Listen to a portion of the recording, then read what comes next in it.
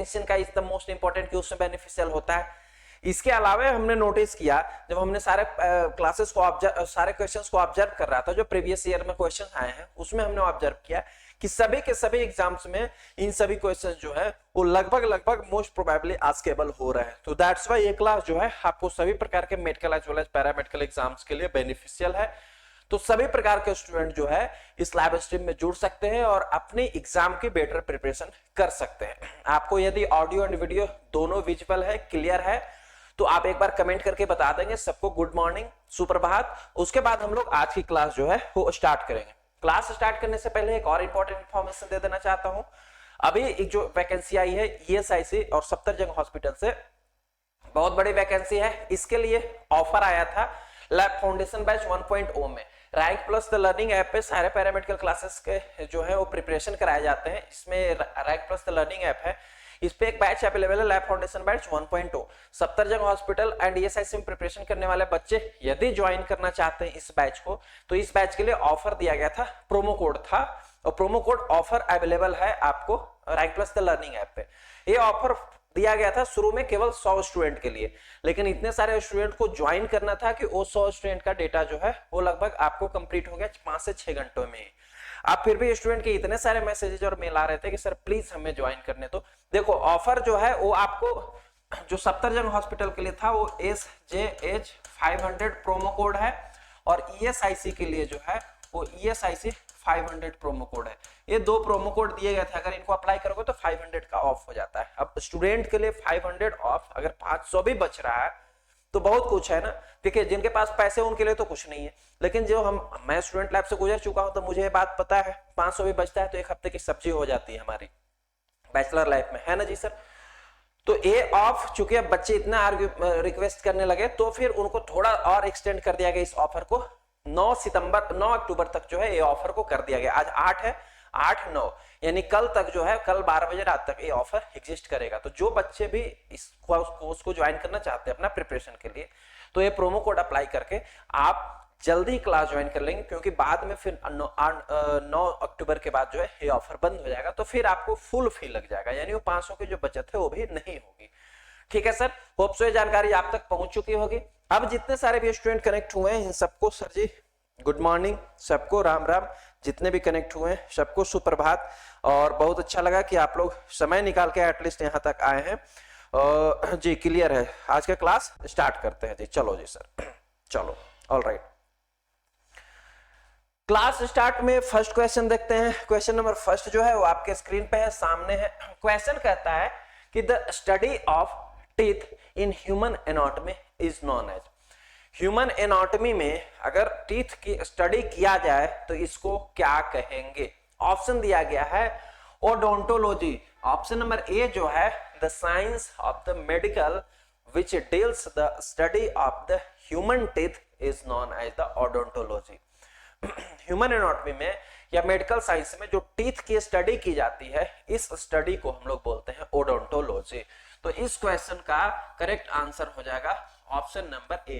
Question इस प्रकार से पूछा जाता है, सब्जेक्ट से क्वेश्चन हमेशा ही पूछा गया है, या किसी सब्जेक्ट से किसी कोर्स से रिलेटेड, या पूछ दिया कि इम्यूनोलॉजी किसको कहते हैं, पूछ देगा कि वायरोलॉजी किसको कहते हैं, या एक डेफिनेशन दे देगा, उसका आपको सब्जेक्ट बताना होगा। जैसे अभी दिया ना डेफिनेशन दिया कि टीथ की स्टडी को क्या कहते हैं ह्यूमन एनाटॉमी में, तो ओडोंटोलॉजी कहते हैं। ऑप्शन नंबर बी है सर न्यूरोलॉजी। देखिए ये ह्यूमन एनाटॉमी का ही ये भी सब्जेक्ट है। It is a science which deals the study of the disease and disorder of the neurons. अगर ह्यूमन की बॉडी में न्यूरॉन्स के डिजीज एंड डिसऑर्डर की स्टडी किया जाए तो इसी स्टडी को हम लोग बोलते हैं न्यूरोलॉजी। तो ये ऑप्शन तो सर रॉन्ग हो गया, ऑप्शन नंबर ए जो है वो करेक्ट है। ऑप्शन नंबर सी है स्केलेटनोलॉजी। ऐसे कोई ये सब्जेक्ट होता नहीं है स्केलेटनोलॉजी। एक्चुअल में स्केलेटल सिस्टम होते हैं बॉडी में, जिनमें हम लोग बोन्स और कार्टिलेज के बारे में पढ़ते हैं, और it is a part of the human anatomy. It is also part of the human anatomy. ये जो है एनाटॉमी का पार्ट है, लेकिन लॉजी लगा दिया। जैसा कि लॉजी का मतलब ही क्या होता है sir, logy that means study. Logy का मतलब क्या होता है, स्टडी करना होता है। तो स्केलेटनोलॉजी का मतलब क्या होता है, study of the skeleton system which is a part of the human anatomy.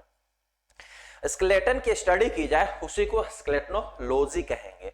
और स्केलेटन में कौन कौन से पार्ट्स इंक्लूड होते हैं हमारे बॉडी के? Bones as well as cartilage. Alright, clear हो गया। स्केलेटन वो सिस्टम होते हैं जो ह्यूमन बॉडी के फ्रेमवर्क को प्रोवाइड कराते हैं। फ्रेमवर्क का मतलब क्या हो गया? ढांचा। जैसे गाड़ी बनती है ना, तो गाड़ी बनने के पहले उसमें ढांचा लगा तैयार किया जाता है, उसके बाद उस पर कॉस्मेटिक चेंजेस होते हैं ना, वैसे ही हमारा बॉडी भी है। पहले ढांचा एक अंदर में बोन्स और कार्टिलेज डाल दिया गया, उसके बाद ऊपर से कॉस्मेटिक चेंजेस गए, नाक बनाया गया इतना सुंदर, उसके ऊपर से मसल्स दिया गया, मसल्स से आंखें दी गई, स्किन दिया गया, स्किन में गोरा काला किया गया, स्मूथ स्किन, रफ स्किन, ये सब कॉस्मेटिक चेंजेस है ओनली। ठीक है, तो स्केलेटोलॉजी आपको समझ में आया होगा। ऑप्शन नंबर डी है sir nephrology. What is nephrology? Nephrology is a science, nephrology is a part of the physiology which deals the study of the disorder and disease of kidney। Nephrology जो है वो subject है, वो science human physiology का वो part है जो कि किडनी के disorder as well as disease को स्टडी करने के लिए हेल्प करता है। ऐसे भी नेफ्रोलॉजी, नेफ्रो का मतलब क्या होता है सर? नेफ्रॉन्स। सेंस से भी आप पता लगा सकते हो नेफ्रॉन्स। और नेफ्रॉन्स कहां होते हैं सर? किडनी में होते हैं। नेफ्रॉन्स क्या है sir? Nephrons are the functional unit of the kidney.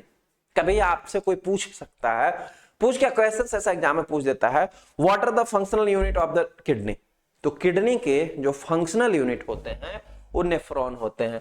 Nephron क्या है सर? दीज आर द, लिख लेना अपने नोट्स में, फंक्शनल यूनिट ऑफ किडनी।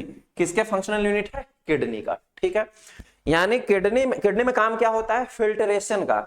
जो भी वेस्ट मेटाबॉलिक प्रोडक्ट आपके बॉडी में निकला वो ब्लड में मिक्स हुआ और वो किडनी पे जाके फिल्टर होगा और वाया द यूरिन वो जो है आपकी बॉडी से बाहर एक्सक्रीट होगा। क्योंकि बॉडी के कोई भी वेस्ट मेटाबॉलिक प्रोडक्ट बॉडी में तो एक्यूमुलेट होना नहीं चाहिए, उसको तो बाहर निकलना होगा। तो बाहर निकलने के लिए रास्ता कौन सा है सर? क्योंकि वो ब्लड में मिक्स्ड है, तो एक जगह हमें ऐसा फिल्टर लगाना होगा जहां ब्लड फिल्टर होके और वो यूरिन प्रोड्यूस हो, वो होता है किडनी में। और किडनी में स्पेशली कहां होता है? फंक्शनल यूनिट में, यानी नेफ्रॉन में होता है। ये बात क्लियर हुआ। एक यहां से भी क्वेश्चन था कि disorder of study of the neurons, ऐसा हमने पढ़ा ना न्यूरोलॉजी में। तो न्यूरॉन्स जो होते हैं these are the functional unit of the brain. ये किसके फंक्शनल यूनिट हैं? These are the functional unit of the brain.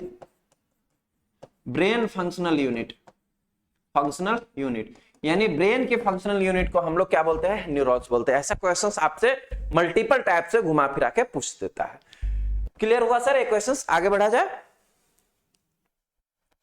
Okay जी सर, मल्टीपल ऑफ बच्चों के ए आंसर आए थे, दैट इज वेरी गुड। चलिए क्वेश्चन नंबर बी देखते हैं। हाँ, क्वेश्चन नंबर बी है due to degeneration, loss of function and death of neurons in many parts of brain a disease occur in human body, this disease is known as। बड़ा अच्छा question है। Question क्या पूछा है कि due to degeneration, degeneration का मतलब क्या हुआ कि खराब होना स्टार्ट होता है। डीजेनरेशन का मतलब कि जो भी चीजें है वो सड़ना हो जाए, सड़ना, गलना, टूटना, बिखरना स्टार्ट हो जाए। ड्यू टू डीजेनरेशन मतलब खराब होना। लॉस ऑफ फंक्शन, फंक्शन को काम करना बंद कर दे। एंड डेथ ऑफ न्यूरॉन्स, अगर किसकी बात हो रही sir?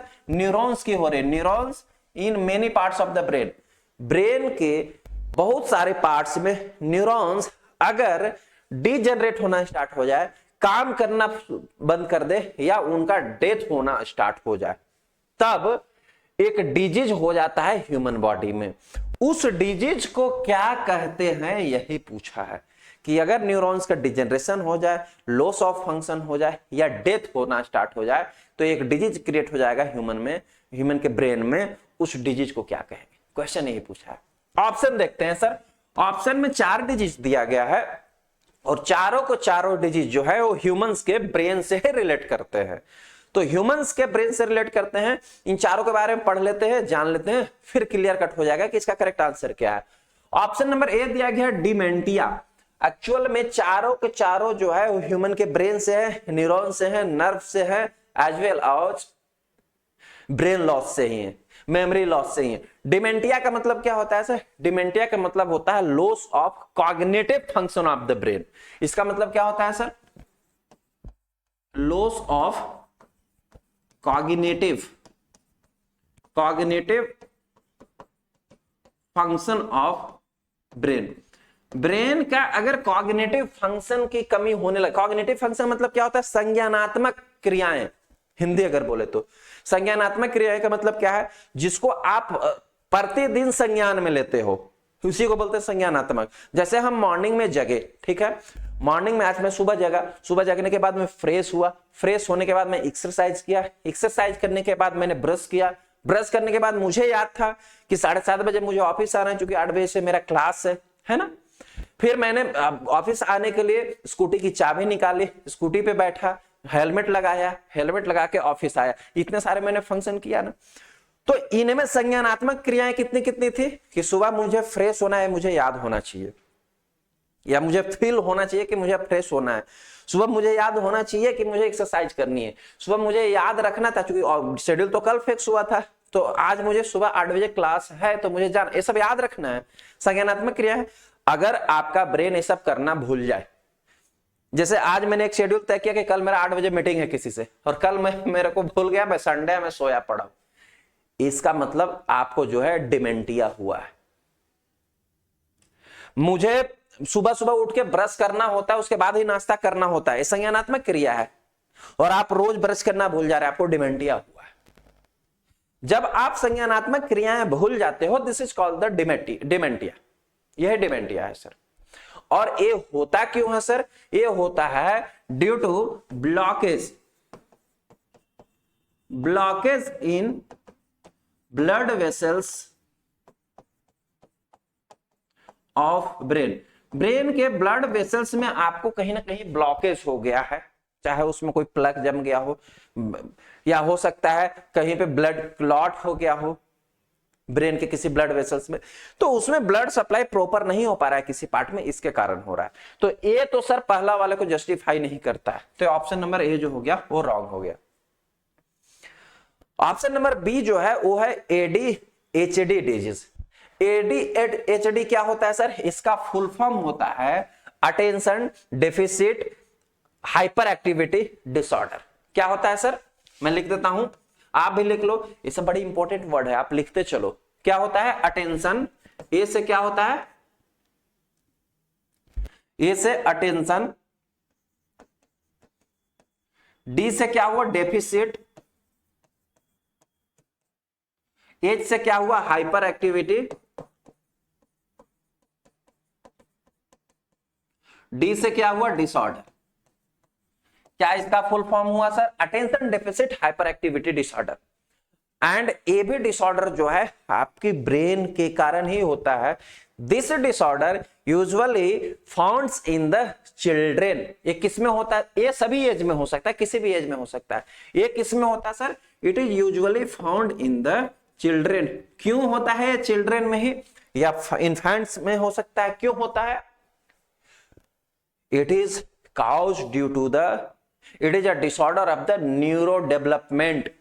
It is a neurodevelopmental disorder. यदि बच्चों में न्यूरॉन्स के डेवलपमेंट इंपेयरमेंट में हो रहा है, मतलब जैसा डेवलपमेंट होना चाहिए न्यूरॉन्स का, न्यूरो डेवलपमेंटल सही नहीं हुआ, तो न्यूरो डेवलपमेंटल सही नहीं हुआ तो न्यूरॉन्स ही तो फंक्शनल यूनिट होते हैं ब्रेन के, तो प्रॉपर फंक्शन कर पाएंगे क्या? नहीं कर पाएंगे। तो अब इस कंडीशन में बच्चे क्या हो जाएंगे? सबसे फर्स्ट वन हो जाएगा अटेंशन डेफिशिएंट, मतलब कि वो बच्चा कहीं भी अपनी अटेंशन को पे नहीं कर पाएगा। जैसे कोई पढ़ा रहा है, टीचर बच्चे को पढ़ा रहा है, वो इधर उधर देख रहा है, हंस रहा है किसी और दुनिया में, दिस इज अटेंशन डेफिसिट। वो अटेंशन कभी भी नहीं पे कर पाएगा, अटेंशन कभी भी जो है वो रख नहीं पाएगा इस डिसऑर्डर में। दूसरा हाइपर एक्टिविटी भी, जैसे ऐसे बच्चों में क्या होता है, बहुत ही हाइपर एक्टिविटी होते हैं। जैसे ही टीचर ने अनाउंस किया बच्चे को छुट्टी, वो इतना खुश हो गया, इतना उछलने लगा एक्टिविटी का, this is the hyper activity. वो खेलने गया, फुटबॉल खेलना था, फुटबॉल में इतना बिजी हो गया कि उलट रहा है, पलट रहा है, गिर रहा है, खेला ही जा रहा है उसको। This is a hyperactivity, मतलब वो मोर फंक्शनल हो गया। This is a ADHD. And A भी जो है न्यूरो डेवलपमेंट डिसऑर्डर, न्यूरॉन्स के प्रॉपर डेवलपमेंट नहीं हुआ, इसके कारण हुआ। यहां तो सर न्यूरॉन डेवलप हो चुके थे, उनकी डिजनरेशन, लॉस फंक्शन और डेथ होने से हो रहा था। यानी कि ऑप्शन नंबर बी जो है वो भी हमारे क्वेश्चन के स्टेटमेंट को जस्टिफाई नहीं करता। ऑप्शन नंबर सी है एमनेसिया। एमनेसिया का मतलब क्या होता है? It is also a brain disorder. Amnesia का मतलब होता है लॉस ऑफ मेमोरी। क्या होता है? Loss of memory. अगर सपोज दैट कोई एडल्ट हो या चिल्ड्रन हो, कोई भी हो, ओल्ड एज हो, उसके माथे पे बहुत जोर से भारी चीजों से वार किया गया, ड्यू टू एनी इंजरी या ओल्ड एज आपकी मेमोरी लॉस होने लगी। किसी को आपने सुना होगा चोट लग गया और पिछला सारा भूल गया। गजनी आपने देखा होगा ना, गजनी वाला हालात हो गया। This is the amnesia. या आपने अक्सर देखा होगा जो ओल्ड एज पर्सन होते हैं, हमारे दादाजी लोग, आपने अनुभव भी किया होगा कि उनको कुछ भी बोलो भूल जाते हैं, याद नहीं रहता। This is amnesia. तो it is leads due to the injury. कोई इंजरी आया हो, इंजरी ऑफ ब्रेन और हेड, हेड की कोई इंजरी हुई हो या ब्रेन की इंजरी हुई हो, या due to the old age अगर मेमोरी लॉस होता है, this is called the amnesia. ये भी इसको जस्टिफाई नहीं करता। जस्टिफाई करता है लास्ट वाला, that is the Alzheimer. Alzheimer इन सबको मिला करके कहो कि एक बना हुआ है डिसऑर्डर। अल्जाइमर में एक्चुअल में आपके ब्रेन में किसी भी एबनॉर्मलिटी के कारण, या तो इंजरी के कारण, या तो आपको ब्लड वेसल्स ब्लॉक हो गया था इसके कारण, या आपके ब्रेन में जो है वो ट्यूमर बन गया इसके कारण जो है आपके मेमोरी लॉस होना स्टार्ट हो गया। आप जो है फुलफिलनेस स्टार्ट हो गया। फुलफिलनेस का मतलब होता है कि भूलना स्टार्ट कर गए और आपको चीजें याद नहीं रहती है। This is called the Alzheimer and this is its leads due to the, जब आपको न्यूरॉन्स के डिजेनरेशन होना हो जाए कोई भी कारण से, जैसे मैंने बोला चोट लग गया हो या ट्यूमर हो गया उसके कारण, या काम करना बंद कर दिया, या ट्यूमर होने के कारण बिल्कुल उनकी डेथ ही होने लगे, या चोट लगने के कारण न्यूरॉन्स की डेथ हो गई, या ब्लॉकेज होने के कारण न्यूरॉन्स की डेथ हो गई। This is called the Alzheimer. तो इस स्टेटमेंट को ऑप्शन नंबर डी जो है वो जस्टिफाई करता है। दैट्स व्हाई इस क्वेश्चन का करेक्ट आंसर है option number D. Alzheimer mainly leads to the dementia. Alzheimer जो है मेनली डिमेंटिया ही लीड्स करता है, यानी कि आपको loss of cognitive function, fulfilness, भूलने की बीमारी स्टार्ट होती है। तो होप तो इस क्वेश्चंस का आपको आंसर क्लियर हुआ होगा और समझ में आया होगा। आगे बढ़ा जाए सर। यार एक बच्चे बड़े आप लोग मतलब लाइव क्लास में, क्लास चलते भर में रजिस्ट्रेशन नहीं हो रहा है, वो फॉर्म नहीं फिल हो रहा है। नहीं यार मैं कैफे वाला हूं क्या, मैं फॉर्म फिल करके दूंगा? मेरी इतनी सी जिम्मेवारी तय होती है आप लोग को। आप लोग इतने लेजी स्टूडेंट हो जिसकी कोई हद नहीं है।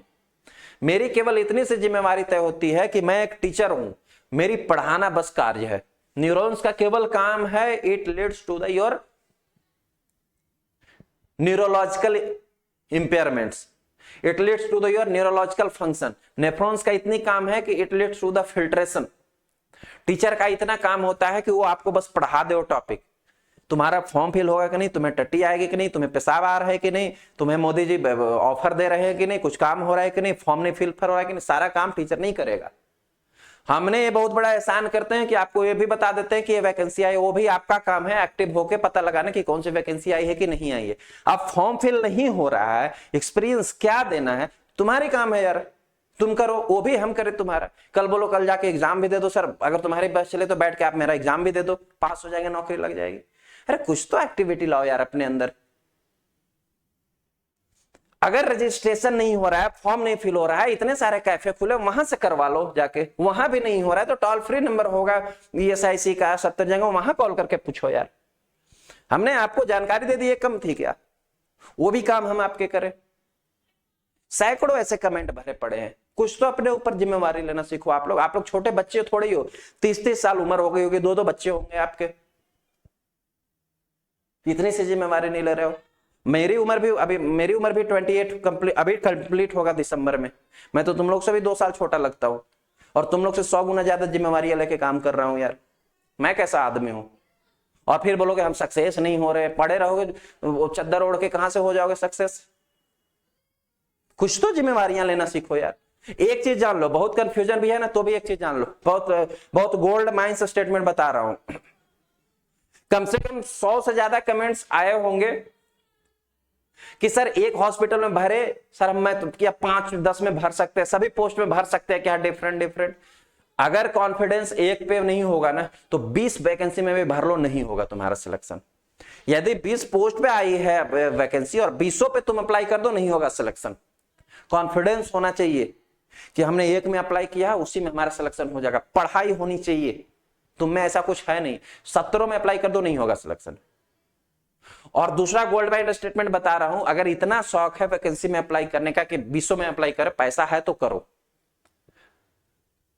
अब एग्जाम में कंफ्यूजन है कि हम दे सकते हैं एग्जाम की नहीं सर, फॉर्म तो कैंसिल हो जाएगा नहीं, तो एक गोल्ड माइंड स्टेटमेंट ये भी है कि अगर एग्जाम में फॉर्म फिल करते समय पैसा कट गया, मतलब फीस सबमिट हो गई, तो दुनिया में कोई भी माइकल लाल जो है वो तुमको एग्जाम देने से रोक नहीं सकता। अब तुम्हारा सिलेक्शन होगा कि नहीं होगा वो भगवान मालिक है। तो अगर तुम्हें एक कंफ्यूजन है कि 5 में अप्लाई कर सकते हैं कि नहीं, 10 में अप्लाई कर सकते हैं नहीं, कि 20 में अप्लाई कर सकते हैं नहीं, तो जितनी में मर्जी है उतनी में करो। फॉर्म फिर सबमिट हो जाता है तो समझ लो कि तुम सब में एग्जाम दे सकते हो, एलिजिबल हो सबके एग्जाम देने के लिए। कोई कंफ्यूजन दिमाग में मत लाओ, ठीक है? और इससे ज्यादा क्लास के ड्यूरिंग में सब फालतू की बकवास मत किया करो। कुछ रिस्पॉन्सिबिलिटी खुद भी लिया करो, कुछ R&D खुद भी किया करो, ठीक है? हम लोग इंटरनेट कैफे का काम नहीं करते हैं भैया। कल से 200 रुपए लेके फॉर्म फिल स्टार्ट करना नहीं स्टार्ट करेंगे। ये काम कर रहे हैं, बहुत सेटिस्फाई है, पढ़ा रहे हैं, बहुत अच्छे, ठीक है? ये सारे रिस्पॉन्सिबिलिटी खुद तुम भी लिया करो। तुम भी स्टूडेंट हो, तुम भी इसी उम्र के हो, तुम भी एक्टिव हुआ करो यार। कितना दूसरे पर डिपेंडेंट रहोगे? चलो स्टार्ट करते हैं क्लास को। क्वेश्चन नंबर 3 है, what is the structure of immunoglobulins class IgM? IgM class की इम्यूनोग्लोबुलिन्स की क्या स्ट्रक्चर होता है? देखिए हमारे बॉडी में जो नेचुरल अकरिंग एंटीबॉडी होते हैं वो 5 टाइप्स के होते हैं। नेचुरल अकरिंग एंटीबॉडी कितने प्रकार के होती है? ए कैपिटल और शॉर्ट बी लिखा हुआ है, इसका मतलब क्या होता है सर? एंटीबॉडी होता है। क्या होता है? एंटीबॉडी होता है। इसको दूसरे नाम से भी जाना जाता है, जिसको क्या बोला जाता है? इम्यूनोग्लोबुलिन्स बोला जाता है। क्या बोला जाता है सर? इम्यूनोग्लोबुलिन्स बोला जाता है। क्लियर है? हमारे बॉडी में 5 टाइप्स के नेचुरल अकरिंग एंटीबॉडी है, उनको एक शॉर्ट ट्रिक में याद रख सकते हो, गामडे। क्या बोल सकते हो सर? गामडे आप बोल सकते हो। गामडे IgG, IgA, IgM, IgD और IgE, ये 5 टाइप्स के इम्यूनोग्लोबुलिन्स हो गए। इनको लिखना हो तो I कैपिटल और G स्मॉल से लिखते हैं। I और G का मतलब क्या हो गया? इम्यूनोग्लोबुलिन। ये शुरू वाला I और ये बीच वाला G लिया गया है, IG शॉर्ट में लिखा जाता है। Immunoglobulin G, capital G। First one कौन सा हो गया? इम्यूनोग्लोबुलिन G, ठीक है। सेकेंड वन कौन सा हो गया? Immunoglobulin A। थर्ड वन कौन सा हो गया? इम्यूनोग्लोबुलिन M, ठीक है। फोर्थ वन कौन सा हो गया? Immunoglobulin D। And fifth one कौन सा हो गया? Immunoglobulin E। These 5 types of the immunoglobulin naturally found in your body for the protection of human against the any bacterial, viral or parasitic infection और any types of the microbial infection. किसी भी types के microbial infection से protect करने के लिए हमारी body में नेचर ने एंटीबॉडी बनाया है, और ये एंटीबॉडी जो होते हैं प्रोटेक्टिव मैकेनिज्म होते हैं किसी भी माइक्रोबियल एजेंट्स के अगेंस्ट। अब ये जो होते हैं नेचुरल अकरिंग का मतलब क्या हुआ कि आपकी बॉडी में नेचुरली प्रोड्यूस होगा, कोई आर्टिफिशियली बाहर से नहीं लेंगे। क्लियर है? अब ये नेचुरली है तो इनमें 2-3 बातें और आपको जाननी होती है कि जो ये G-A-D-M ये सब क्या है सर। देखिए एंटीबॉडी में 2 प्रकार के चैन होते हैं, एक बोलते हैं लाइट चैन, एक बोलते हैं हैवी चैन। लाइट चैन 2 प्रकार के होते हैं। इसमें क्या होते हैं सर? 2 प्रकार के चैन होता है, एक बोलते हैं हैवी चैन, जब इम्यूनोग्लोबुलिन्स पढ़ाऊंगा उसमें मैं डिटेल पढ़ाऊंगा, और एक होता है लाइट चैन। ओल्ड बैच में तो पढ़ाया गया होगा 1.0 में भी। लाइट चैन 2 प्रकार के होते हैं इम्यूनोग्लोबुलिन्स में, उसको हम लोग बोलते हैं कप्पा और लैम्डा। 2 प्रकार के लाइट चैन होते हैं, याद रखना। कभी क्वेश्चन में पूछेगा कितने प्रकार के इम्यूनोग्लोबुलिन्स में लाइट चैन होते हैं, कप्पा एंड लैम्डा 2 प्रकार के। और ये दोनों में से आइदर एक ही लाइट चेन एक बार में प्रेजेंट होगा किसी भी एंटीबॉडी में, या तो कप्पा प्रेजेंट होगा या तो लैम्डा प्रेजेंट होगा। क्लियर हुआ? दोनों लाइट चेन एक साथ नहीं प्रेजेंट होगा। ठीक, अब आते हैं हैवी चेन्स। हैवी चेन्स जो होते हैं वो 5 प्रकार के होते हैं इम्यूनोग्लोबुलिन्स में, और पांचों में से कोई एक हैवी चेन जो है एक बार में प्रेजेंट होगा। और वो पांचों हैवी चेन्स कौन से हैं? यही है। ये कौन से हैं सर? ये पांचों जो हैं वो हैवी चेन्स ही है। गामडे ये क्या है? हैवी चेन्स है सर। गामडे का मतलब क्या हुआ? जी से होता है गामा हैवी चेन्स, यानी आईजीजी इम्यूनोग्लोबुलिन है, आईजीजी एंटीबॉडी है, उसमें गामा हैवी चेन्स प्रेजेंट होगा। That's why it is known as the IgG. दूसरा जो होगा ए यानी कि अल्फा हैवी चेन्स प्रेजेंट है। अल्फा हैवी चेन्स प्रेजेंट है आईजीए में, इसीलिए इसको आईजीए बोल रहे हैं। अल्फा से ए शॉर्ट में लिया गया, यानी आईजी जो हो गया वो इम्यूनोग्लोबुलिन का शॉर्ट फॉर्म हो गया, और ए जो है रेस्ट ऑफ ये हैवी चेन्स जो प्रेजेंट होगा, हैवी चेन्स उस समय उस एंटीबॉडी में, उसी हैवी चेन्स का पहला लेटर ले लेंगे। नेक्स्ट वन आता है एम। एम से मतलब क्या हुआ? म्यू हैवी चेन्स प्रेजेंट होगा, इसलिए वो आईजीएम उसको बोल रहे हैं। डी का मतलब क्या हुआ? डेल्टा हैवी चेन्स प्रेजेंट है। कौन सा हैवी चेन्स प्रेजेंट है? डेल्टा हैवी चेन्स प्रेजेंट है, इसलिए इसको डी बोल रहे हैं। और ई का मतलब क्या हुआ? एप्सिलॉन हैवी चेन्स प्रेजेंट है, इसलिए इसको आईजीई बोल रहे हैं। ये पांचों के पांचों जो है हैवी चेन्स के बिहाफ पे इनके नाम दिया गया। ठीक है सर, आप थोड़ी सी और जानकारी लेते हैं। अब आप लोग कोई बच्चे बोलते हैं कि इसको गामडे क्यों बोले? गेम्ड, अगर किसी को हम लोग गेम बजाते हैं ना, गेम बजा देते हैं, तो गेम्ड क्यों नहीं नाम दे दिए सर? गेम्ड भी तो शॉर्ट याद है, तुम लोग तो ज्यादा गेम ही याद रखते हो, गेम खेलते हो ना, इसे वीडियो गेम। हम लोग तो फिजिकल गेम खेला करते थे। अब तो हमें मुझे समय नहीं मिलता है, झूठ क्या कहना, समय नहीं मिलता आप खेलने का, लेकिन पहले खेला करता था। तो गेम्ड क्यों नहीं? इसलिए नहीं क्योंकि ये गामडे जो है इनकी कॉन्सेंट्रेशन के डिसेंडिंग ऑर्डर में लिखा गया है। ये कॉन्सेंट्रेशन का डिसेंडिंग ऑर्डर जो है वो भंग हो जाएगा। कैसे? ये देखो, गामडे लिखा गया है ना, इस सीक्वेंस में आईजीजी जो है ह्यूमंस की बॉडी में सबसे ज्यादा कॉन्सेंट्रेशन में पाया जाता है। लगभग कितना? 80% कॉन्सेंट्रेशन जो होता है इसका ह्यूमन बॉडी में होता है, सीक्वेंस नंबर में है सर। उसके बाद अल्फा जो आईजीए एंटीबॉडी है वो दूसरे नंबर पे सबसे ज्यादा पाया जाता है। कितना पाया जाता है सर? लगभग 10% जो है ह्यूमन बॉडी में पाया जाता है, 10 से 13%। देन आता है एम। आईजीएम जो है तीसरे नंबर पे सबसे ज्यादा कॉन्सेंट्रेशन में पाया जाने वाला एंटीबॉडी, कितना? लगभग 5%, 5 से 7% पाया जाता है ह्यूमन बॉडी में। और डेल्टा जो है वो बहुत ही कम पाया जाता है, लगभग ह्यूमन बॉडी में 0.2% पाया जाता है। और एप्सिलॉन आईजीई एंटीबॉडी जो है वो very few of amount, trace amount में पाया जाता है, लगभग 0.002%, इतना कम ट्रेस अमाउंट में पाया जाता है। क्योंकि ये डिसेंडिंग ऑर्डर के सीक्वेंस में लगाया गया है, इसीलिए इसको गामडे लिखते हैं। कई मर्तबा आप लोगों ने पूछा है कि गेम्ड क्यों नहीं लिख सकते, तो इसमें जो है सीक्वेंस ऑर्डर बिगड़ जाएगा, आपको याद करने में परेशानी हो जाएगी। दैट्स व्हाई इनके परसेंटेज भी याद रखना, क्वेश्चन पूछा जाता है। कभी कभी ऐसा पूछ देगा आपको कि which antibody have a more concentration in your body, either IgG, IgM, IgD, IgA, ये सब ऑप्शन दे देगा, तो आपको याद रखना है आईजीए सबसे ज्यादा होता है। ठीक है, अब इनके शॉर्ट में थोड़ा फंक्शन भी याद रख सकते हो अगर याद करने का मर्जी है तो। जैसे IgG protects the body fluid. ये किसको प्रोटेक्ट करता है सर? बॉडी के फ्लूइड्स को प्रोटेक्ट करता है। ठीक है, आईजीए किसको प्रोटेक्ट करता है sir? It is protect the body surface. ये किसको प्रोटेक्ट करता है? सरफेस को, यानी बॉडी के सरफेस जहां पर लाइनिंग है उस सब में इनकी कोटिंग होगी, वहां पर ये प्रेजेंट होगा। आईजीए ऐसे दो प्रकार का होता है, एक होता है सरफेस एंटीबॉडी, एक होता है सेक्रेटरी जो सेक्रेशन में प्रेजेंट होता है। ठीक है, IgM protects your blood stream. किसको प्रोटेक्ट करता है सर? आपके ब्लड को प्रोटेक्ट करता है। And IgD recognize the B lymphocyte for the any viral और बैक्टीरियल इन्फेक्शन। फॉरेनर कोई भी इन्फेक्शन है उनमें आईजीडी एंटीबॉडी जो करता है वो जो आपके लिम्फोसाइट्स होते हैं सर, उन लिम्फोसाइट को रिकॉग्निशन देता है, बताता है, हेल्प करता है कि आपके पास ये इन्फेक्शन है, आप इसको पहचान करके एंटीबॉडी बना सकते हो। ठीक है, and IgE helps in the it recognize या it mediate the hypersensitivity reaction, या ऐसा कह सकते हैं जी ये जो है एलर्जिक रिएक्शन को मेडिएट करता है। ठीक है, ये इनके शॉर्ट में लगभग फंक्शन है। होप सो आपको इतनी सी बात समझ में आ गया होगा। अब एक चीज और कि एक किस नेचर के होते हैं, और आप समझ लो और जान लो। केवल आईजीएम जो है, जो ये आईजीएम एंटीबॉडी है, ये होता है पेंटामर। क्या होता है सर? पेंटामर। पेंटामर का मतलब, पेंटा का मतलब 5, मर मतलब हैंड, इसमें 5 हाथ होते हैं, 5 तरफ से जो है एंटीजन को बाइंड करके और डिस्ट्रॉय कर सकता है। और रेस्ट ऑफ जो भी एंटीबॉडी है सबके सब जो है वो मोनोमर है। क्या है सर? मोनोमर। मोनोमर का मतलब, मोनो मतलब सिंगल, मर मतलब हैंड, एक हैंड है इनमें, यानी उनमें एक ही जो है fragment antibody, fragment crystallization, fragment antigen binding site FAB जो होगा, और फ्रैगमेंट क्रिस्टलाइजेशन से फिर उनको क्रिस्टलाइज करेगा।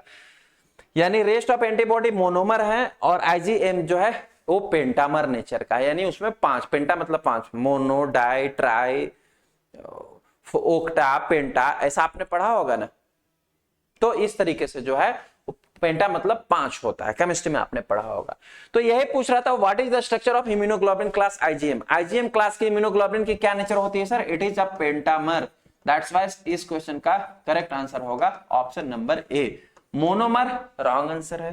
ट्राइमर भी रॉन्ग है, और डाइमर मतलब 2, ये भी रॉन्ग है। ठीक है सर, ये बात आपको समझ में आई होगी। इतने सारे एंटीबॉडी के फैक्ट्स आप लिखो, क्योंकि अगला क्वेश्चन कोई आवश्यक नहीं है कि यही पूछे, अगला क्वेश्चन इनमें से कुछ भी पूछा जा सकता है। क्लियर है सर? आगे का क्वेश्चन देखते हैं। Which of the following note a method of termination of pregnancy, MTP जिसको बोलते हैं। नीचे पूछा गया है कि नीचे जो क्वेश्चन दिया, ऑप्शन दिया गया है, इनमें कौन सा एक मेथड जो है वो एमटीपी से रिलेट नहीं रखता है, एमटीपी से पार्टिसिपेट नहीं करता। एमटीपी का मतलब मेडिकल टर्मिनेशन ऑफ प्रेगनेंसी। जब किसी भी लेडीज में प्रेगनेंसी कंसीव होता है और जब डिलीवरी होता है, तो उस समय प्रेगनेंसी को, बच्चे को बाहर निकालने की जो प्रोसेस होती है उसको बोलते हैं टर्मिनेशन, मतलब निकालना, बाहर निकालना। ठीक है, तो उस प्रोसीजर में इन चारों में से कौन सा एक जो है वो पार्टिसिपेट नहीं करता है, उनसे इन चारों में से कौन सा एक है जो रिलेट नहीं करता है, वो मेथड नहीं है। देखते हैं। फर्स्ट वन है dilatation of curettage, dilatation of curettage. Curettage का डायलेटेशन का मतलब क्या होता है? जो फीटस जो है वो यूट्रस में रहता है, तो यूट्रस के जो वॉल होते हैं उनको हटा करके, सर्विक्स के वॉल को हटा करके वजाइना के थ्रू, अगर एनएस बेडी होना है, नॉर्मल स्पॉन्टेनियस वजाइनल डिलीवरी होना है, सी सेक्शन नहीं होना, सी सेक्शन का मतलब होता है सिजेरियन नहीं होना है, तो इसमें क्या होगा? यूट्रस तो पूरा वॉल बंद, क्लोज चैम्बर होगा, तो यूट्रस का वॉल क्लियर होगा, उसके बाद ही तो उससे बेबी बाहर निकल के और फिर वजाइनल डिलीवरी के थ्रू बाहर आएगा, है ना। तो इसमें जब तक क्यूरेटेज यानी कि सर्विक्स का जो वॉल है या यूट्रस का जो वॉल है वो क्लियर नहीं होगा, वहां के जो स्किन है, लेयर है, उनको हटाए नहीं जाएंगे, तब तक वो बाहर नहीं आएगा। या तो ये प्रोसेस खुद होगा या तो ये प्रोसेस मैनुअली भी किया जाता है, लेकिन ये प्रोसेस ऑलमोस्टली एनएसबीडी में ऑटोमेटिक खुद ही होता है। ठीक है, तो इसी को हम लोग बोलते हैं डायलेटेशन ऑफ क्यूरेटेज। ठीक है, अब ये डायलेटेशन ऑफ क्यूरेट्स है ना सर, एमटीपी का तो हुआ पार्ट, एमटीपी में डायलेटेशन नहीं होगा तब तक एमटीपी नहीं होगी। तो ऑप्शन नंबर 1 तो है सर, इससे रिलेट करता है। ऑप्शन नंबर बी है एडमिनिस्ट्रेशन ऑफ प्रोस्टाग्लैंडिन। प्रोस्टाग्लैंडिन एक केमिकल सब्सटेंस है, एडमिनिस्ट्रेशन मतलब कि इंसर्ट करना, डालना, आप आईवी के थ्रू या इन्फ्यूजन के थ्रू। प्रोस्टाग्लैंडिन एक केमिकल सब्सटेंस है, इसका काम क्या होता है कि जब आप इसको ड्यूरिंग द डिलीवरी या ड्यूरिंग द, जब आपको एनएसबीडी होना हो, प्रोस्टाग्लैंडिन के हम लोग डालते हैं, इंसर्ट करते हैं, एडमिनिस्ट्रेशन करते हैं प्रेग्नेंट लेडी में। ये जो है यूट्रस के वॉल के कॉन्ट्रैक्शन को इंक्रीज करता है, इनहांस करता है, जिससे कि आपको डायलेटेशन इजीली हो और बच्चे के मूवमेंट जो है लोअर एब्डोमेन, लोअर वजाइना के थ्रू, सर्विक्स के थ्रू बाहर आने के लिए तैयार हो। तो ये भी जो है एडमिनिस्ट्रेशन ऑफ प्रोस्टाग्लैंडिन भी एमटीपी से रिलेट करता है। थर्ड वन है condom. Condom is not related to the MTP. Why? Because of it is a protective safety measure for the intercourse. It is not to relate the pregnancy. तो इस question का correct answer हो जाएगा option number सी।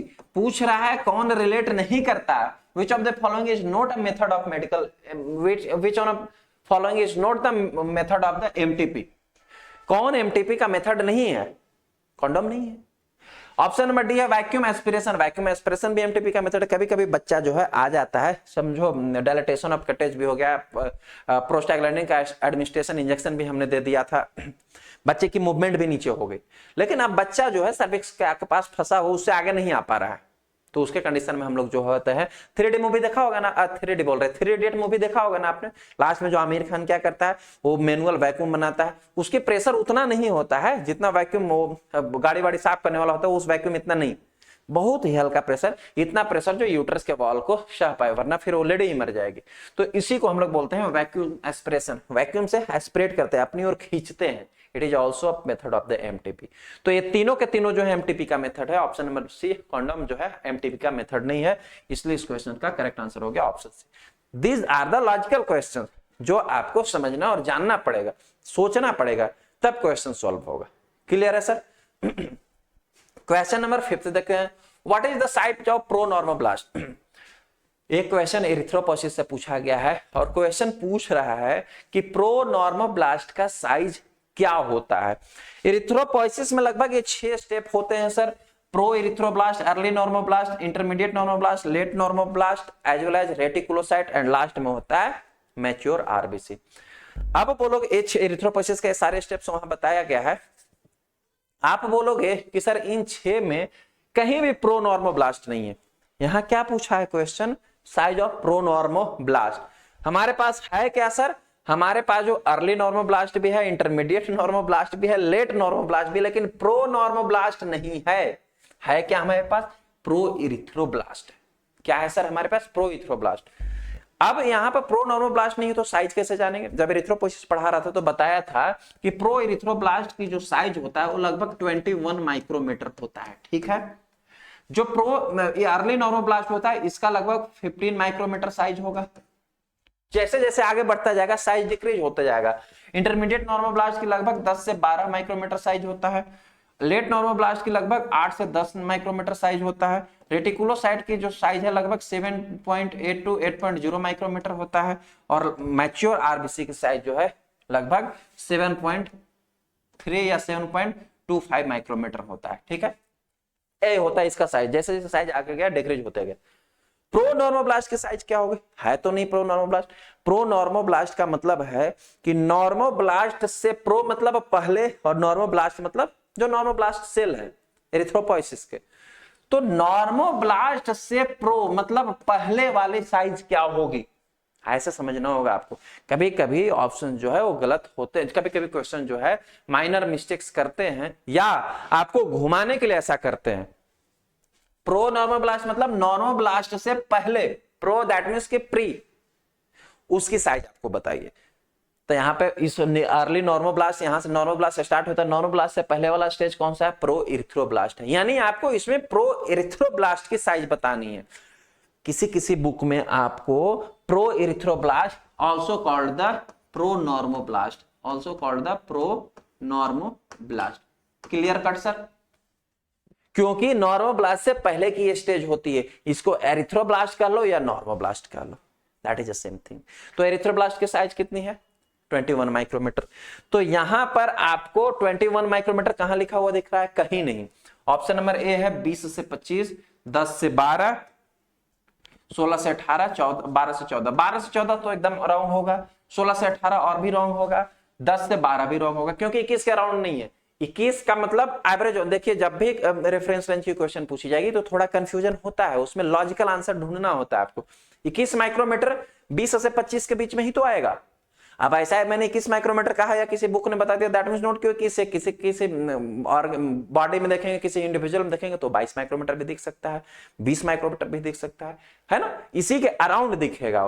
तो मतलब 20 से 25 में जो है 21 माइक्रोमीटर भी आता है। तो दैट्स व्हाई इस क्वेश्चन का करेक्ट आंसर होगा ऑप्शन नंबर ए। इसका करेक्ट आंसर कौन सा हो गया, 20 से 25 माइक्रोमीटर इन डायमीटर होता है प्रो नॉर्मोब्लास्ट। क्लियर हुआ सर? ओके ये सारे स्टेजेस जो है एरिथ्रोपोसिस के बहुत डिटेल में पढ़ाया गया है। अभी उसको फिर एक बार, इतना डिटेल में नहीं, वो तो 1 घंटे का लेक्चर हो जाएगा, ठीक है। चलिए क्वेश्चन नंबर 6 देखते हैं। Identify the occurrence of hexose. Hexose की अकरेंस को आइडेंटिफाई करना, इन चारों में हेक्सोज कौन सा है। हेक्सोज मतलब हेक्सोज सुगर कौन सा है, हेक्सोज सुगर कौन सा है। हेक्सोसिस मैंने लिख दिया, हेक्सोज सुगर कौन सा। हेक्सोज क्या होता है सर, हेक्सोज कार्बोहाइड्रेट होता है। हेक्सोज सुगर का मतलब कार्बोहाइड्रेट। कार्बोहाइड्रेट 3 प्रकार के होते हैं, मोनोसैकेराइड, मैं लिख देता हूं monosaccharide, monosaccharide, oligosaccharide, oligosaccharide and polysaccharide, polysaccharide. इनका अर्थ क्या होता है सर? मोनोसेक्राइड का मतलब जिनमें एक यूनिट नहीं कर सकते आप। मोनोसेक्राइड्स का मतलब होता है जिसमें कार्बन के सेक्राइड्स जो है वो सिंगल यूनिट में प्रेजेंट हो। ओलिगोसेक्राइड का मतलब होता है जिनमें 2 से लेकर 10 यूनिट तक प्रेजेंट हो। और पॉलीसेक्राइड का मतलब है जिनमें मोर देन 10 यूनिट प्रेजेंट हो। इनको पॉलीहाइड्रोक्सी चैन, इनको हम लोग बोलते हैं पॉलीहाइड्रोक्सी। तो ये 3 प्रकार के हाइड्रोक्सी चैन के बिहाफ पर जो कार्बोहाइड्रेट को डिवाइड किया गया है, मोनोसेक्राइड, ओलिगोसेक्राइड एंड पॉलीसेक्राइड। अब ओलिगोसेक्राइड में मैंने क्या बोला था? 2 से लेकर 10 यूनिट तक। मैंने क्या बोला? 2 से लेकर 10 यूनिट तक। तो 2 से लेकर 10 यूनिट तक मतलब कि डाइसेक्राइड, ट्राइसेक्राइड, टेट्रासेक्राइड, ओक्टासेक्राइड, पेंटासेक्राइड, हेक्सासेक्राइड, ये सारे के सारे जो होंगे वो ओलिगोसेक्राइड में होंगे। इतनी सी बात आपको क्लियर हो गई। ट्राई के बाद टेट्रा, 4 को बोलते हैं टेट्रा, ठीक है। अब मोनोसेक्राइड जो होते हैं वो दोनों बिहाफ पे बांटे गए, केटोन के प्रेजेंट पे बिहाफ पे भी और एल्डिहाइड के प्रेजेंट के बिहाफ पे। वो सारे डिटेल में हम लोग जाने हैं और पढ़े हैं। अब जो है जितनी कार्बन यूनिट प्रेजेंट होगी मोनोसेक्राइड में, उस बिहाफ पे भी मोनोसेक्राइड को बांटा गया है। जैसे कि Monoj, डायोज, triose, tetrose, pentose, hexose. यही हेक्सोज जो है वो 6 यूनिट ऑफ कार्बन है, तो इसलिए इसको हम लोग बोलेंगे हेक्सोज। क्लियर? यानी ये मोनोसेक्राइड का पार्ट है। ठीक, अब हमें यहां पर छांटना है। एग्जाम्पल दिया गया, इनके एग्जाम्पल्स जो है यहां पर दिए गए हैं कि इनमें से कौन सा जो है हेक्सोज यूनिट है, हेक्सोज शुगर कौन सा है। देखिए, जो गम होते हैं, यानी जो गम मतलब दुख नहीं, गम मतलब GUM, जो गम होते हैं, फेविगम होते हैं, फेविगम हो गया, स्टार्च हो गया, हिपेरिन हो गया, ये सभी के सभी जो होते हैं वो पॉलीसेकेराइड होते हैं। कार्बोहाइड्रेट पढ़ाया था 1.0 में, तो उसमें एग्जांपल में बताया था। आपको 2.0 में भी पढ़ाऊंगा बहुत डिटेल में। कार्बोहाइड्रेट पूरे डिटेल में पढ़ा दिया, मजा आ जाएगा। जैसे उसमें आप लोग देखे होगे तो समझ में आया होगा। गम्स कौन से होते हैं सर? चाहे गम्स हो गया या आप रख लो स्टार्च हो गया या हिपेरिन हो गया, ये जो है ये किसका एग्जांपल होते हैं? पॉलीसेकेराइड का। गम, अरेबिक या वुड गम्स, ये दोनों के दोनों जो हो जाएगा पॉलीसेकेराइड। हमें छांटना कौन सा है? हेक्सोज। ऑप्शन नंबर बी दिया गया है प्रोटियोग्लाइकेंस। प्रोटियोग्लाइकेंस जो है it is a protein, it is a protein, not a carbohydrate. तो ये भी ऑप्शन रॉन्ग हो। बच कौन सा गया? ऑप्शन नंबर ए बच गया। ऑप्शन नंबर ए में क्या है सर? ऑप्शन नंबर ए में दिया गया केन शुगर। केन शुगर मतलब शुगर केन, जो गन्ना, केतारी, ईख जो हम लोग चूसते हैं, जो हम लोग खाते हैं, वो जो होते हैं वो हेक्सोज शुगर होते हैं। तो इस क्वेश्चन का करेक्ट आंसर हो जाएगा वो है ऑप्शन नंबर ए। ये थोड़ा टिपिकल क्वेश्चन पूछा है, ऐसा लेक्चर के ड्यूरिंग आपको पढ़ाते हुए नहीं मिलेगा, जब मैं भी पढ़ाऊंगा या कोई और भी पढ़ाएगा। ये क्वेश्चन जो है वो थोड़ा लॉजिकल क्वेश्चन है, beyond of the course, beyond of the topic, ठीक है। तो ऐसा क्वेश्चन भी कभी कभी पूछे जाते हैं। ऑलराइट, क्वेश्चन नंबर 7 देखते हैं। क्वेश्चन नंबर 7 है which fixative are good for electron microscopy. जब आपको हिस्टोलॉजी में पढ़ा रहा था फिक्सेशन, तो उसमें पढ़ा चुका हूं। इलेक्ट्रॉन क्वेश्चन ने पूछा है कि इलेक्ट्रॉन माइक्रोस्कोपी के लिए सबसे अच्छा फिक्सेटिव कौन होता है। तो इलेक्ट्रॉन माइक्रोस्कोपी के लिए 2 फिक्सेटिव जो होते हैं वो सबसे अच्छा होते हैं और सबसे अच्छे माने गए, और उनको इलेक्ट्रॉन माइक्रोस्कोपी के प्रोसीजर के ड्यूरिंग यूज किया जाता है। कौन कौन सा मैं पढ़ा चुका हूं। एक होता है ग्लूटर एल्डिहाइड,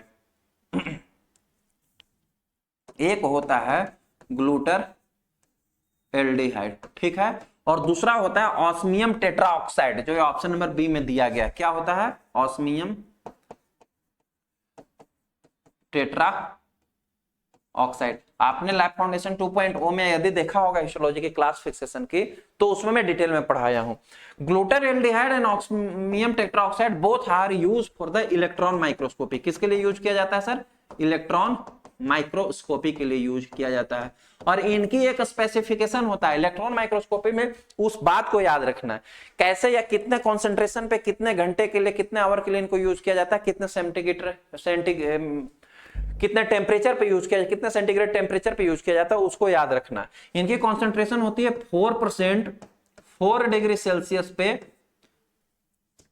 4%, 4 डिग्री सेल्सियस पे 4 आवर्स के लिए इनको यूज किया जाता है। 444 इनके लिए कंडीशन में याद रखना, क्या 444 4% ग्लूटाल्डिहाइड 4 डिग्री सेल्सियस पे 4 आवर के लिए जो है इसको यूज किया जाता है for the procedure of the electron microscopy. Clear है? तो इलेक्ट्रॉन माइक्रोस्कोपी के लिए कौन सा यूज करते हैं सर? ऑप्शन नंबर बी में जो दिया गया है fixative, that is the osmium tetraoxide, it is used for the electron microscopy. Correct answer of this question is that of option number B, sorry option number B, osmium tetraoxide. Clear? अब option number A में दिया गया ethyl alcohol, ethyl alcohol as well as methyl alcohol, दोनों के दोनों alcohol है, these are also the act as a fixative, ये दोनों भी जो है वो फिक्सेटिव का काम करते हैं।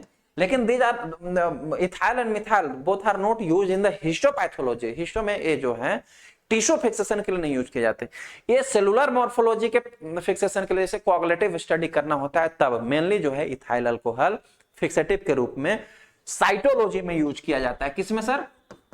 साइटोलॉजी की स्लाइड अगर हमें फिक्स करनी होती है ना तो वहां पर हम इसे यूज करते हैं। क्लियर हुआ? ऑप्शन नंबर सी दिया गया buffered formalin, 10% buffered formalin, 10% buffered formalin, इसको भी याद रखना, 10% बफर्ड फॉर्मेलिन जो है, जो ऑप्शन नंबर सी में दिया गया है, it is routinely used the fixative in histopathology laboratory. कभी पूछ देगा आपको कि हिस्टोपैथोलॉजी में रूटीनली यूज होने वाली कौन सी जो है वो फिक्सेटिव है, तो रूटीनली यूज होने वाला fixative is the 10% buffer formalin. हमेशा याद रखना कितनी उसकी कॉन्सेंट्रेशन होती है, 10%, ये सबसे रूटीनली यूज किया जाता है। कभी कभी क्वेश्चन में ऐसा भी पूछेगा। एंड ऑप्शन नंबर डी दिया गया Zenker's fluid, Zenker's fluid is also a fixative which use in the histopathology laboratory, इसको भी पढ़ाया हूं। And it is used for whenever you want to the stain of connective tissue, जब आपको connective tissue की staining करनी होती हो, कनेक्टिव टिश्यू की स्टेनिंग करनी होती है, उस कंडीशन में हम लोग जो है जैंकस फ्लूइड यूज करते हैं। रूटीनली ये नहीं यूज किया जाता। क्यों? क्योंकि इसका डिसएडवांटेज होता है, ये जो है जो भी सेल्स या टिश्यू है उनकी श्रिंकेज लीड्स करता है, श्रिंक हो जाने के कारण जो विजिबिलिटी ऑब्जर्व क्लियर नहीं होता है। Only in the condition of the connective tissue की अगर स्टेनिंग करनी तो उस समय हम लोग इस फिक्सेटिव को जेंकस फ्लूइड को यूज करते हैं। तो it is all about this question, hope तो समझ में आया होगा। क्वेश्चन नंबर 8 देखते हैं, which of the following is the main cause for reduction of the platelet number. Body में प्लेटलेट को रिडक्शन होने के पीछे, रिड्यूस होने के पीछे, यानी कि रिडक्शन का मतलब क्या हुआ? डिक्रीज, कम होना, जिसको हिंदी में बोलते हैं कम होना। अगर बॉडी में प्लेटलेट कम हो रहा है तो नीचे दिया गया ऑप्शन में से कौन सा सटीक है जिसके कारण जो प्लेटलेट कम होगा? ऑप्शन देखते हैं। ऑप्शन नंबर ए दिया गया हेमरेज, हेमरेज की कंडीशन में ऑब्वियसली जो है वो प्लेटलेट कम होगा। अगर आपकी बॉडी में हेमरेज हो गया हो, ब्लड वेसल जो है वो रैप्चर हो गए हैं, तो उनसे जो है इंटरनल ब्लीडिंग हो जाएगा, इंटरनल ब्लीडिंग हो जाएगा, तो प्लेटलेट की काउंट कम हो जाएगी आपको ब्लड स्ट्रीम में। तो ऑप्शन नंबर ए तो है सर, करेक्ट आंसर है। लेकिन option number A correct answer मिला तो उसको टिक नहीं कर देंगे। ऑप्शन नंबर बी है एप्लास्टिक एनीमिया। एप्लास्टिक एनीमिया का मतलब होता है जब आपके इसमें हेमरेज का मतलब क्या हुआ? Internal bleeding, internal bleeding start हो जाएगा। क्यों? Due to the rupturation of the blood vessel, rupturation of blood vessels, blood vessels के रप्चरेशन के कारण जो है इंटरनल ब्लीडिंग हो जाएगा, जैसा डेंगू में होता है, इंटरनल ब्लीडिंग हो जाता है, प्लेटलेट कम हो जाता है ना। सेकंड वन आता है aplastic anaemia. What is the aplastic anaemia? Whenever your bone marrow cells become dysfunctional, जब बोन मैरो के cells, bone marrow cells become dysfunctional, मतलब बोन मैरो के सेल्स जो हैं वो काम करना है बंद कर दे, इसी को हम लोग बोलते हैं प्लास्टिक एनीमिया। काम करना अगर बोन मैरो सेल्स बंद कर देगा तो बोन मैरो का काम क्या होता है सर? हेमोपोइसिस कराना। बोन मैरो से ही एरिथ्रोपोइसिस होता है, यानी रेड ब्लड सेल का फॉर्मेशन होता है।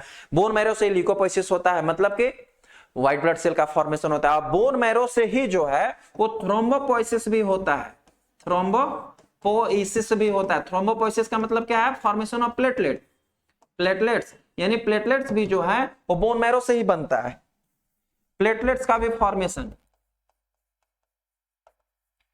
प्लेटलेट्स का भी फॉर्मेशन जो है वो बोन मैरो से ही होता है। तो अगर बोन मैरो सेल काम करना बंद कर दे तो क्या प्लेटलेट का फॉर्मेशन होगा? नहीं होगा। जब एप्लास्टिक एनीमिया होगा ना तो आपके ब्लड स्ट्रीम में तीनों के तीनों सेल्स की काउंटिंग जो है कम हो जाएगा, इवन बहुत एक्सेसिव कम हो जाएगा, चाहे आरबीसी हो, डब्ल्यूबीसी हो, या प्लेटलेट हो, या थ्रोम्बोसाइट जिसको कहते हैं। तो एप्लास्टिक एनीमिया के कंडीशन में जो है कंप्लीटली डिक्रीज हो जाएगा। हेमरेज में भी डिक्रीज होगा, it is no doubt, but aplastic में सबसे ज्यादा स्टैटिकली सबसे ज्यादा एक्सेसिव डिक्रीज होगा। यहां ऑप्शन ए और बी दोनों करेक्ट है, but option number B is the more correct compare of the option A. That's why इस क्वेश्चन का करेक्ट आंसर जो होगा वो होगा ऑप्शन नंबर बी। क्लियर है? ऑप्शन नंबर सी है chronic myeloproliferative disease. Chronic myeloproliferative disease का मतलब है, माइलोप्रोलिफरेटिव डिजीज का मतलब होता है कैंसर। प्रोलिफरेशन का मतलब होता है कि जब एक्सेसिव अमाउंट में, अनकंट्रोल्ड अमाउंट में आपके बॉडी के ब्लड सेल्स बनने लगे। क्रोनिक मतलब लंबे ड्यूरेशन वाला, एक्यूट नहीं, क्रोनिक। माइलोप्रोलिफरेशन का मतलब होता है कि जब एक्सेसिव अमाउंट में, अनकंट्रोल्ड अमाउंट में जो है आपके ब्लड सेल्स बनने लगे, इस कंडीशन में नियोप्लाज्म के कंडीशन हो जाएगा। क्या इसको बोलेंगे? नियोप्लाज्म। अनकंट्रोल्ड वे में जो है तीनों के तीनों जो सेल बनने लगा, बोन मैरो बहुत हाइपर फंक्शनल हो जाएगा। रेड ब्लड सेल 6 मिलियन होना चाहिए, हो गया 9 मिलियन, 10 मिलियन। डब्ल्यूबीसी हो गया 5 लाख, जबकि होना चाहिए था 11,000। प्लेटलेट हो गया 8 लाख, होना चाहिए था 1.5 लाख से 4.5 लाख। अनकंट्रोल बन रहा है, इसी कंडीशन को बोलते हैं माइलोप्रोलिफरेशन या माइलोप्रोलिफरेटिव डिजीज। क्लियर? तो इस कंडीशन में क्या होगा? प्लेटलेट की काउंट कम होगी? नहीं, इसमें तो एक्सेसिव इंक्रीज हो जाएगा। तो ये तो ऑप्शन नंबर सी ऐसे ही रॉन्ग हो जाएगा। एंड ऑप्शन नंबर डी जो है कार्सिनोमा। कार्सिनोमा में प्लेटलेट की काउंट डिक्रीज इंक्रीज से सेंसेबल नहीं। क्यों? कार्सिनोमा क्या होता है? It is a cancer. Carcinoma is the cancer of epithelial cell. Carcinoma मतलब कैंसर ऑफ एपिथेलियल सेल। आपकी बॉडी में किसी भी एपिथेलियल सेल किसी भी पार्ट में, चाहे लंग्स में हो, रेक्टम में हो, इंटेस्टाइन में हो, लिवर में हो, स्टमक में हो, या बॉडी के किसी भी ऑर्गन में जहां पर एपिथेलियल सेल की लाइनिंग हो वहां कैंसर होगी, उसको कार्सिनोमा बोलते हैं। It notes to lead the abnormality of the platelet. इसमें प्लेटलेट का कोई रोल नहीं है, तो ये ऑप्शन नंबर डी भी गलत हो जाएगा। कार्सिनोमा मतलब कैंसर ऑफ एपिथेलियल सेल। एक होता है सार्कोमा, ये देखो याद रखना इसको। एक होता है सार्कोमा। सार्कोमा मतलब कैंसर ऑफ कनेक्टिव टिश्यू। किसका? Connective tissue. कनेक्टिव टिश्यू की कार्सिनोमा को हम लोग सार्कोमा कहते हैं, और एपिथेलियल टिश्यू की कार्सिनोमा को हम लोग कार्सिनोमा बोलते हैं। क्लियर है सर? दोनों के कैंसर क्लियर हो गए। इस क्वेश्चन का आंसर भी आपको क्लियर हो गया होगा। क्वेश्चन नंबर 9 देखते हैं। What of the following influencing factor of tissue processing increase the better penetration of fluid. अरे वाह, बड़े अच्छा क्वेश्चन है, लॉजिकल क्वेश्चन है। क्वेश्चन जरा समझना, देखो क्वेश्चन क्या कहता है।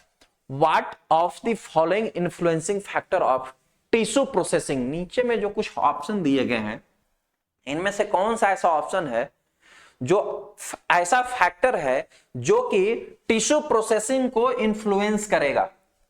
टिश्यू प्रोसेसिंग हिस्टोपैथोलॉजी में करते हैं ना, उस टिश्यू प्रोसेसिंग को इन्फ्लुएंस करेगा। मतलब या तो उसको सही वे में नहीं होने देगा या होने देगा। इन्फ्लुएंस का मतलब कि अफेक्ट करना। ठीक है? टिश्यू प्रोसेसिंग में चाहे आप डिहाइड्रेशन का प्रोसेस कर रहे हो, चाहे आप क्लियरिंग का प्रोसेस कर रहे हो, चाहे आप इंप्रेग्नेशन का प्रोसेस कर रहे हो, या आप जो है वो एम्बेडिंग का प्रोसेस कर रहे हैं। These are 4 step include in the tissue process. तो इन टिश्यू प्रोसेसिंग में कौन से चारों फैक्टर हैं जो टिश्यू प्रोसेसिंग के स्टेप को अफेक्ट करेंगे, इन्फ्लुएंस करेंगे? किस वे में पूछ रहा है? पूछ रहा है increase better penetration of fluid. कैसे फ्लूइड को पेनिट्रेशन को इंक्रीज करेगा, ऐसा वाला अफेक्ट कौन सा फैक्टर करेगा? आई बात समझ में आप?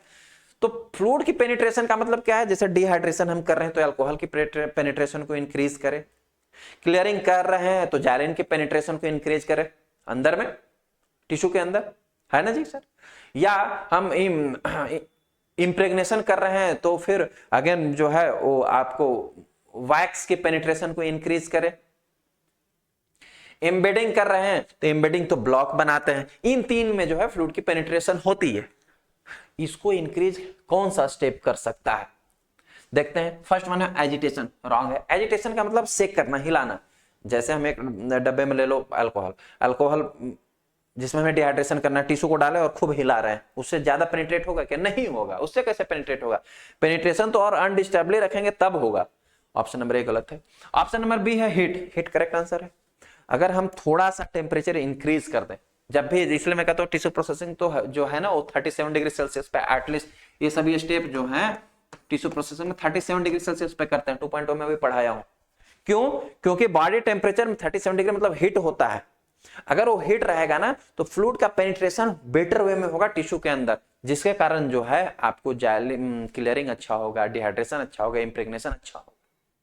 तो हीट जो है फ्लूइड के पेनिट्रेशन को इंक्रीज करेगा। ऑप्शन नंबर डी है निगेटिव प्रेशर। निगेटिव प्रेशर देने से तो और टिश्यू डिस्ट्रॉय हो जाएगा सर, ये तो ऐसे ही रॉन्ग है। ऑप्शन नंबर डी है size of the tissue, matter करता है। टिश्यू की अगर साइज छोटा होगा तो पेनिट्रेशन अच्छा होगा, टिश्यू का साइज बड़ा होगा तो पेनिट्रेशन कम होगा। ये साइज मैटर करता है, इसीलिए हम लोग ग्रोसिंग के ड्यूरिंग टिश्यू को स्लाइस काटते हैं, बहुत पतला काटते हैं, ताकि टिश्यू प्रोसेसिंग सही वे में हो। बड़ा टिश्यू सही वे में प्रोसेस नहीं हो पाता। ये दोनों ऑप्शन करेक्ट है। लेकिन अब आपसे पूछेगा कि एब्सोल्युटली करेक्ट आंसर कौन सा है, तो एब्सोल्युटली जो है वो हम लोग हीट को ही रखेंगे।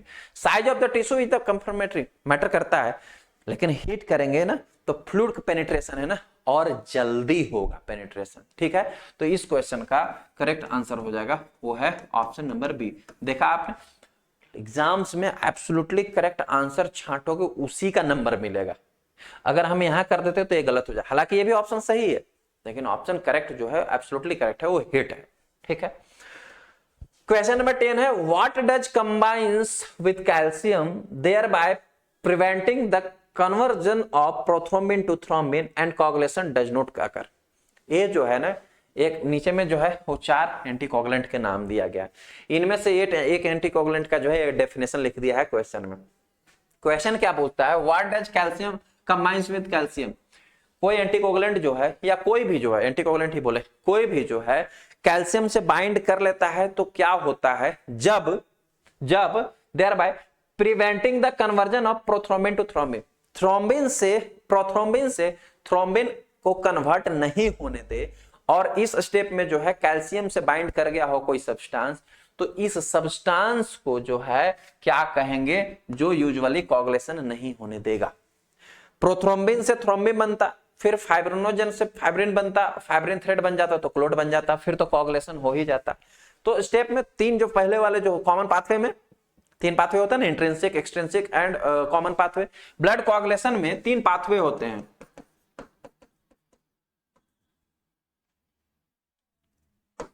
ब्लड कोगुलेशन में 3 पाथवे होते हैं, इंट्रिंसिक पाथवे, ठीक है, एक्सट्रिंसिक पाथवे, ठीक है, और कॉमन पाथवे। ये आपको पढ़ाऊंगा मैं 2.0 में, 1.0 में तो पढ़ाया गया था, लेकिन 2.0 में और भी डिटेल में पढ़ाऊंगा, और हेमोस्टेसिस में, ब्लड कोगुलेशन मैकेनिज्म में, हेमेटोलॉजी में पढ़ाऊंगा आपको। इनमें 3 पाथवे होते हैं, intrinsic, extrinsic and common. Common pathway में जनरली जो है फर्स्ट के 3 क्लॉटिंग, हमारे बॉडी में 13 क्लॉटिंग फैक्टर होते हैं। फर्स्ट के 3 क्लॉटिंग फैक्टर जो होते हैं वो काम करते हैं एफ, पी, टी, जिनको शॉर्ट में याद रख सकते हो। एफ से फाइब्रिनोजन, पी से थ्रोम्बिन एंड टी से थ्रोम्बोप्लास्टिन। एफ से फाइब्रिनोजन, पी से प्रोथ्रोम्बिन एंड टी से थ्रोम्बोप्लास्टिन। ये जो होते हैं 3 क्लॉटिंग फैक्टर, ये फर्स्ट है, ये सेकंड है और ये थर्ड है। फर्स्ट क्लॉटिंग फैक्टर को प्रोथ्रोम्बिन, सेकंड को फर्स्ट क्लॉटिंग फैक्टर को फाइब्रिनोजन, सेकंड को प्रोथ्रोम्बिन और थर्ड को थ्रोम्बोप्लास्टिन बोलते हैं। तो ये 3 क्लॉटिंग फैक्टर हैं जो कॉमन पाथवे में यूजुअली काम करते हैं। पहले प्रोथ्रोम्बिन से थ्रोम्बिन में कन्वर्ट होता है, प्रोथ्रोम्बिन, ये एक्टिवेशन का प्रोसेस होता है, मैकेनिज्म पूरा वहां समझाऊंगा अभी डिटेल में। तो प्रोथ्रोम्बिन से थ्रोम्बिन कन्वर्ट होता है, और थ्रोम्बिन जो है प्रोथ्रोम्बिन से थ्रोम्बिन में कन्वर्ट होता है, थ्रोम्बिन जो है एक्टिवेट होकर फाइब्रिनोजन पे काम करता है, पहले वाले फैक्टर पे, इस पे, और फाइब्रिनोजन से कन्वर्ट करके जो है इसको फाइब्रिन में कन्वर्ट कर देता है। किस में कन्वर्ट कर देता है? फाइब्रिन में। फाइब्रिन जो होता है वो थ्रेड, धागे जैसा बनता है, और वही जो है स्टेबल क्लॉट बनाता है। क्या बनाता है सर? स्टेबल क्लॉट बनाता है। आपने देखा होगा ना, क्लॉट ब्लड वगैरह में जब उठाते हैं तो देखो धागा के जैसा दिखता है, सिटी टेस्ट करते हो देखते हो, उसी को बोलते हैं फाइब्रिन थ्रेड, धागा बनना। तो ये इसी को बोलते हैं कोगुलेशन। ये कोगुलेशन नहीं होगा जब अगर प्रोथ्रोम्बिन से थ्रोम्बिन ना बने। ये प्रोथ्रोम्बिन से थ्रोम्बिन ना बनने के लिए एक सब्सटेंस जिसको हम लोग बोलते हैं एंटीकोगुलेंट, वो काम कर रहा है, कैल्शियम को बाइंड कर ले रहा है। फोर्थ वन जो एंटीकोगुलेंट है, 3 तक यहां बनता है, फोर्थ वन का एंटीकोगुलेंट होता है उसको बोलते हैं आयनिक कैल्शियम। क्या बोलते हैं? आयनिक कैल्शियम। तो कैल्शियम को बाइंड कर लिया तो आगे का प्रोसेस नहीं हुआ, जिसे कोगुलेशन नहीं हुआ। और ये कौन करता है सर? ये करता है trisodium citrate. Option number B जो है वो करेक्ट आंसर है। आपको एंटीकोगुलेंट पढ़ा चुका हूं। ट्राइसोडियम सिट्रेट जो है वो कैल्शियम को बाइंड करता है और बाइंड करके एंटी थ्रोम्बिन एक्टिविटी शो करता है, मतलब कि प्रोथ्रोम्बिन से थ्रोम्बिन नहीं बनने, एंटी थ्रोम्बिन का मतलब थ्रोम्बिन का उल्टा नहीं होने देता है। इस क्वेश्चन का करेक्ट आंसर है option number B. Option number A है बैलेंस्ड और डबल ऑक्सिलेट। डबल ऑक्सिलेट क्या करता है सर? डबल ऑक्सिलेट अब यूज नहीं होता, पहले यूज होता था। ये क्या करता है? ये कैल्शियम के साथ सॉल्युबल कॉम्प्लेक्स, इनसॉल्युबल कॉम्प्लेक्स का फॉर्मेशन करता है। क्या करता है? Insoluble complex. ये कंबाइन नहीं करता है, कैल्शियम को इनसॉल्युबल कॉम्प्लेक्स बना देता है, जिसके कारण फिर आगे क्लॉटिंग नहीं होता है। ठीक है। तो हिपेरिन क्या करता है? हिपेरिन का अगेन जो काम होता है वो एंटी थ्रोम्बिन ही वर्क करता है, हिपेरिन भी। ठीक है। बट कैल्शियम के साथ नहीं बाइंड करके डायरेक्टली एंटी थ्रोम्बिन जो है ये शो करता है। तो इसलिए भी ये ऑप्शन रॉन्ग है, ये ऑप्शन रॉन्ग है। और ईडीटीए, इथाइलिन डाइमिन टेट्राएसिटिक एसिड, ये किस एंटीकोगुलेंट का फुल फॉर्म है सर? ईडीटीए का। ईडीटीए का क्या काम करता है? ईडीटीए कंबाइंस नहीं होता है, EDTA binds with calcium ion. ये क्या करता है? कैल्शियम आयन को बाइंड्स कर लेता है and act as a chelating agent. कैसा काम करता है सर? चिलेटिंग एजेंट के जैसा काम करता है, और चिलेटिंग एजेंट जैसा काम करके फिर जो है अगेन ब्लड को क्लॉट नहीं होने देता। ये चारों एंटीकोगुलेंट की मैकेनिज्म है। क्लियर हुआ सर? तो इस क्वेश्चन का करेक्ट आंसर हो जाएगा trisodium citrate. Trisodium citrate again 2 work में लिया जाता है सर। किस किस काम में लिया जाता है? ट्राइसोडियम सिट्रेट एक कोगुलेशन स्टडी के लिए लिया जाता है और एक ईएसआर के डिटरमिनेशन के लिए लिया जाता है। ठीक है। क्वेश्चन नंबर 10 यही लास्ट क्वेश्चन था। आज की एमसीक्यू सीरीज जो है यही फिनिश होता है। होप सो आपको आज की एमसीक्यू सीरीज अच्छा लगा हो, मजा आया हो, पढ़ने में समझ में आया हो। और मजा आएगा पढ़ने में तभी समझ में आएगा, और समझ में आएगा तभी दिमाग में रख पाओगे। जब तक पढ़ने में मजा नहीं आएगा, अगर जैसे मैं पढ़ा रहा हूं इन सभी चीजों को आपको समझ में नहीं आ रहा है, मजा नहीं आ रहा है, इंजॉय नहीं कर रहे हो जब तक आप अपनी स्टडी को, तब तक फिर कुछ अचीव नहीं होने वाला है। तो होप सो आपको समझ में आया होगा। मिलते हैं नए क्लास में नए टॉपिक के साथ। Thank you so much.